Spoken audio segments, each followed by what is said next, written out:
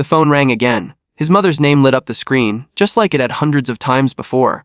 And just like every other time he let it ring, not knowing one day the call would stop forever. Armin was not a bad person.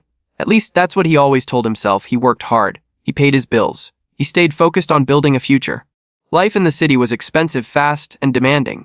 Every day felt like a race against time. Wake up, rush to work, answer emails, attend meetings, work late, come home exhausted, sleep, repeat. It felt like survival. And somewhere in the middle of all that noisy, there was a small, quiet voice he kept postponing. His mother. She lived in the same old house in the small town where he grew up. The house hadn't changed much in 20 years. The paint had faded. The wooden gate still creaked. The same lemon tree stood in the yard. And every evening, around the same time, she called. Sometimes at 7:30. Sometimes a little later. Her calls were never urgent. She didn't ask for money. She didn't complain. She just wanted to talk. How was your day? Did you eat? Are you sleeping enough? Simple questions, but Armin had started seeing them as interruptions. The first few times, he answered quickly. Yeah, Mom, I'm busy right now. I'll call later. Later rarely came. Then he started ignoring the calls. He would look at the phone vibrating on the desk side and turn it face down. Not today, maybe tomorrow. He loved his mother, of course he did, but he believed there would always be time. Time to visit. Time to talk. Time to sit with her and laugh about old memories. Time felt unlimited. That's the lie most people live with. Days turned into weeks. Weeks turned into months, and his mother kept calling. Sometimes she would leave a short message. Just wanted to hear your voice. Call me when you're free. Take care of yourself. Her voice always sounded gentle, patient. Like someone who understood he was busy. Like someone who didn't want to be a burden.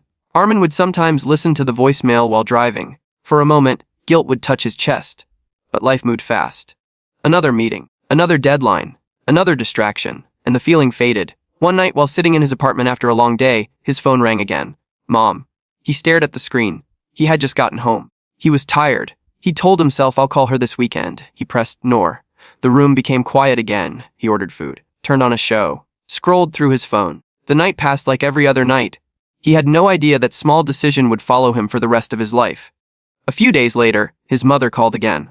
This time in the afternoon. He was in the middle of work. The phone vibrated on the table during a meeting. He quickly silenced it. After the meeting ended, he noticed 3 missed calls. All from her.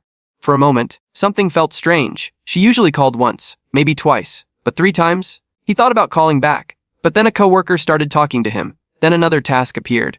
Then another email. And again the moment passed. That evening she didn't call. He noticed. But he didn't think much about it. People miss a day sometimes. The next morning his alarm rang at 6:30. He rushed through his routine and left for work. The day was busy again. But around noon, his phone rang. Unknown number. He almost ignored it, but something made him answer. Hello. The voice on the other side sounded calm, professional. Is this Armin? Yes. I'm calling from the city hospital in your mother's town. His body suddenly became still. Something inside him dropped. We have your number listed as the emergency contact for Mrs. Samina. He didn't breathe. What happened? She was brought in early this morning. The voice paused for a moment. We believe she suffered a severe stroke. The words felt heavy, unreal. When can you come? Armin stood there in the middle of the office, surrounded by noise and people moving around, but everything felt distant. His hands started shaking. How bad is it? Another pause. You should come as soon as possible. That sentence carried a weight he couldn't ignore. He grabbed his keys and left immediately. The drive felt longer than it ever had. 2 hours on the road. 2 hours with nothing but his thoughts. And his thoughts were loud. Why did she call 3 times?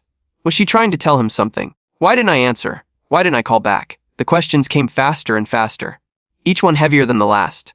Memories started appearing in his mind. His mother waiting near the window with the phone, her smiling when it rang, her saying his name, and him pressing ignore.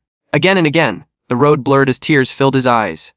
He drove faster. His chest felt tight. He whispered to himself again and again, please be okay. Please be okay. When he reached the hospital, the building looked cold and quiet. Hospitals always feel that way, like places where time moves differently.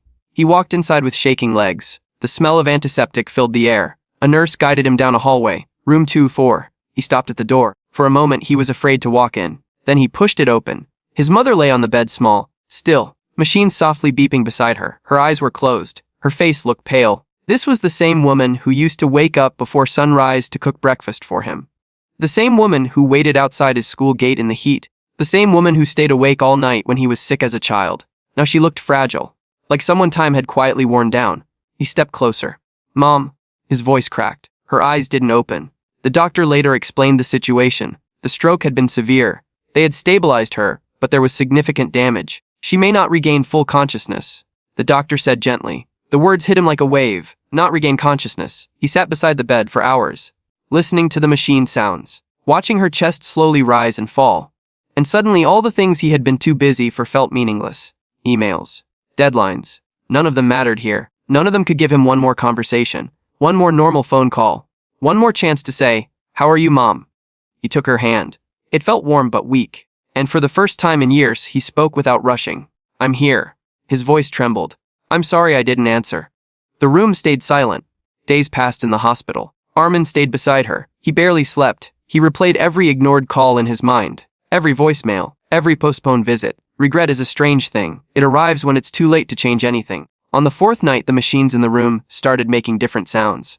Nurses rushed in. Doctors followed. Armin stood frozen against the wall. Minutes felt like hours. And then everything went quiet.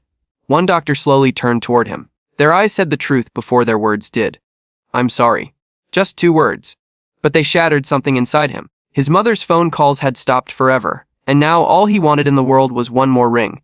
Grief doesn't arrive loudly. Sometimes it sits quietly in your chest and refuses to leave. After the funeral, Armin returned to his apartment. The same couch, the same desk, the same routine waiting for him. But everything felt different. The apartment felt bigger, emptier. He opened his phone one night and scrolled through the call history. Her name appeared again and again. Missed call. Missed call. Each one felt like a reminder. Life doesn't warn you when the last conversation happens. Most people believe they have time. Time to apologize. Time to visit. Time to care. But time is not a promise. It's just something we assume will be there tomorrow.